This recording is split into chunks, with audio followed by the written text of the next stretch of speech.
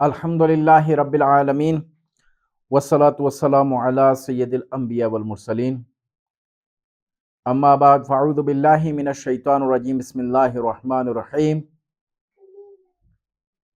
صلی اللہ علی النبی امی والہ صلی اللہ علیہ وسلم صلاۃ و سلام علیک یا سیدی یا رسول اللہ۔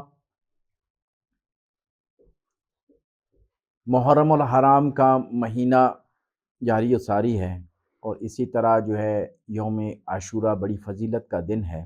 10 محرم الحرام بڑی فضیلت کا دن ہے۔ جس طرح جمعہ کا دن آتا ہے، اس جمعے کے دن میں ایک ایسی ساعت ہوتی ہے جس میں دعا قبول ہوتی ہے، تو اسی طرح جو 10 محرم کا دن ہے یوم عاشورہ، تو اس کی ہر گھڑی ایسی ہے کہ اس میں جو بھی دعا کی جائے دعا قبول ہو جاتی ہے۔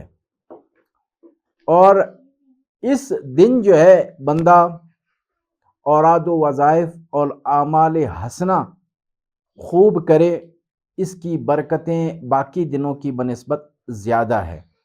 اور اسی طرح کوئی شخص اگر 10 محرم کو روزہ رکھتا ہے تو اس کی فضیلت یہ ہے کہ اس نے گویا کہ اس شخص نے پورا سال روزہ رکھا۔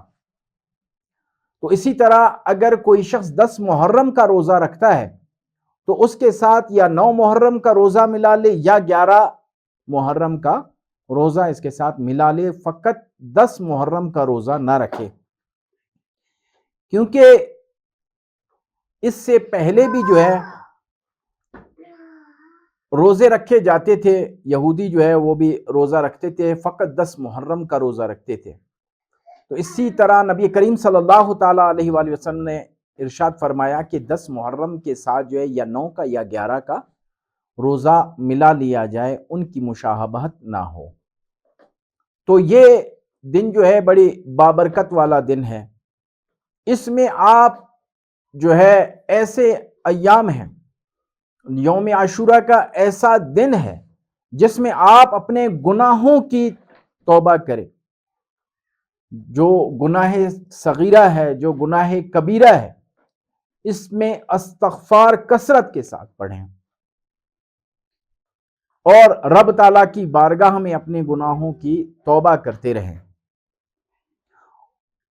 اس یوم عاشورہ میں آپ نے 1000 مرتبہ سورہ اخلاص پڑھنی ہے۔ جو شخص 1000 مرتبہ سورہ اخلاص پڑھتا ہے تو رب تعالیٰ اس کی طرف نظر رحمت فرماتا ہے، اور جس شخص پہ رب تعالیٰ کی نظر رحمت ہو جائے تو اس شخص کا دنیاوی اور اخروی اعتبار سے بیڑا پار ہو جاتا ہے۔ جیسی بھی آپ کی پریشانیاں ہیں، جیسی مصیبتیں ہیں، اگر آپ اس دن یہ وظیفہ کر لیں گے تو انشاءاللہ ان مصیبتوں سے آپ کو نجات مل جائے گی، آپ کی جان چھوٹ جائے گی ان سے۔ اور اسی دن جو ہے دعائے عاشورہ بھی آپ نے پڑھنی ہے، اور سورہ اخلاص بھی آپ نے اسی دن پڑھنی ہے۔